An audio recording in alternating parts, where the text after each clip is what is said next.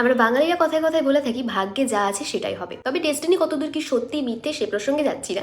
তবে এই যে কথাটা ভাগ্যে যা আছে সেটাই হবে, এই প্রসঙ্গে একটা গল্প আজ বলতে ইচ্ছে করছে। গল্পটা সিদ্ধার্থ গৌতমকে কেন্দ্র করে, যাকে আমরা বর্তমানে গৌতম বুদ্ধ নামে জানি। তো যেদিন গৌতম বুদ্ধ জন্মগ্রহণ করলেন রাজা শুদ্ধোধন এবং দেবী মহামায়ার কোল আলো করে, সেদিন অসিত মুনি একটি ভবিষ্যৎবাণী করেছিলেন যে হতে পারেন তিনি রাজার ছেলে, কিন্তু ভবিষ্যতে তিনি হবেন একজন সন্ন্যাসী। এবং স্বাভাবিকভাবে একজন রাজা হিসাবে এবং বাবা হিসাবে তার মাথায় চিন্তার পাহাড় নেমে আসে। খেতে পারেন না, ঘুমাতে পারেন না, সর্বক্ষণ একটাই চিন্তা, কেন রাজার ছেলে একজন সন্ন্যাসী হবে? কারণ তারা ক্ষত্রিয়, তারা রাজা, তারা যুদ্ধ করবে, দেশ জয় করবে, ভারতবর্ষ জয় করবে। তো এবার আসছি মূল প্রসঙ্গে, যে তিনি কি করলেন তার ছেলের সন্ন্যাসী হওয়া আটকানোর জন্য। প্রথমত তিনি যেটা করলেন সেটা দেখলেন যে কারা সন্ন্যাসী হয়ে যাচ্ছেন। তো তিনি বুঝতে পারলেন যাদের জীবনে অনেক বেশি দুঃখ কষ্ট আছে তারাই সন্ন্যাসী হয়ে যাচ্ছে।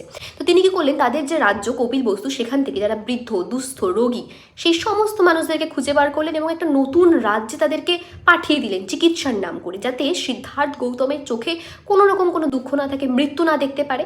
এই সব কিছু থেকে তিনি তাকে বঞ্চিত করলেন। এবং এ প্রসঙ্গে বলে রাখা ভালো যে যেহেতু তিনি তার পুত্রের চোখের সামনে মৃত্যু নিয়ে আসতে চাননি, তার জন্য তার ছেলেকে সে কোনোদিন জানাননি যে যে মা তাকে লালন পালন করেছে সে তার আসল মা না, এবং তার প্রকৃত মা মহামায়া তার জন্মের 7 দিন পর মারা গেছেন।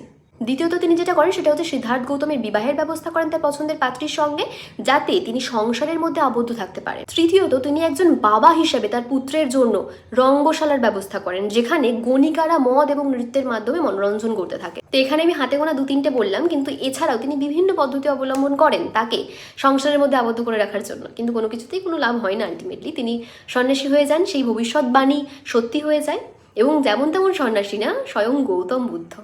আর আপনি ডেস্টিনিতে বিশ্বাস করেন কি করেন না সে প্রসঙ্গে নিজের মতামত কমেন্টে জানাতে একদম ভুলবেন না।